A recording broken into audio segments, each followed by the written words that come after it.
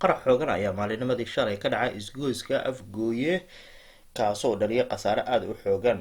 qaraxaasi ayaa waxaa ka dhashtay dhimasho aada u fara badan iyo dhaawac kuwaasoo ilaa haatan lala tacaalayo xaaladooda caafimaad.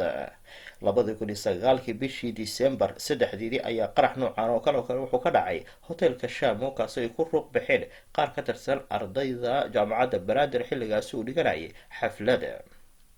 jaamacadda banaadir ayaa dhowr jeer ardadeeda la kulmeen qaraxyo xoogan walow ay sheegaan kooxaha islaamiyiinta ee ka dagaalama gudaha dalka soomaaliya, balse qaraxyada ayaa lagu farmuuqaa inay ka dambeeyaan kooxda shabaab oo mar walba qaraxyo ka geysata gudaha dalka soomaaliya, inkastoona ay qaraxyadan sheegaan. qaraxii shalay ka dhacay isgoyska afgooye control afgooye ayaa weli ay sheegeen kooxda islaamiyiinta, balse dowladda soomaaliya iyo weliba laamaha ammaanka waxay ku eedeeyeen kooxda shabaab maadaama mar walba ay geysato qaraxyo noocan oo kale ah.